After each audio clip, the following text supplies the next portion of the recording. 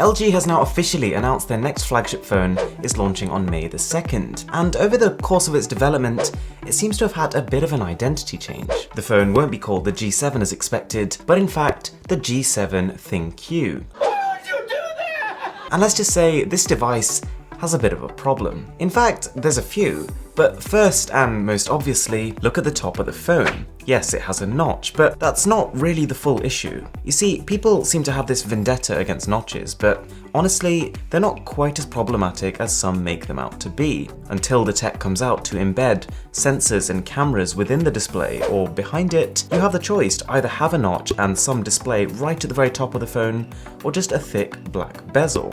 Personally, I'd pick the notch. The problem here, in fact, is that LG has picked the worst of both worlds. We've got a notch, yes, but it looks like we've also got a bezel that is basically large enough to house all the sensors in anyway.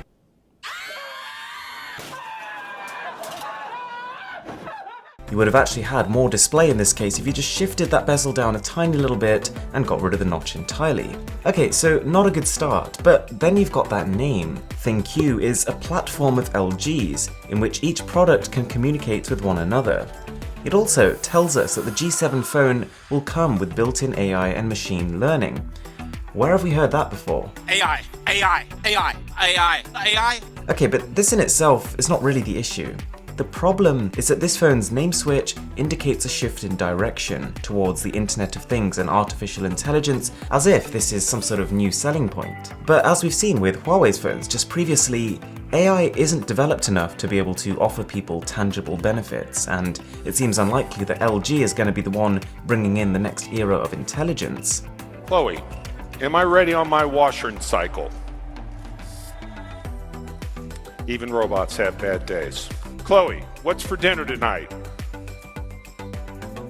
Okay, Chloe is not going to talk to me. The G7 ThinQ is coming with one hardware key that isn't the volume rocker and it isn't the power button, and that has left people pretty certain it's an AI button. And what we really don't need from LG right now is another Bixby. The G7 will be a defining moment for the company, who recently took a step back after concerning sales figures and announced that they were pivoting, changing strategies completely. They then delayed their G7 phone from an expected release at Mobile World Congress to make sure it was something special. So yeah, we don't know if the G7 ThinQ is going to have some yet to be revealed killer feature, but I guess all we can do in the meantime is pray, for the sake of LG, that AI integration isn't it. The company has made a rather concerning statement about this though, that they have stopped looking at new features and functions and are instead focusing on giving customers a more convenient user experience. Honestly though, if LG is trying to make a comeback here, if they're trying to bring something that is new, that is fresh, that is exciting,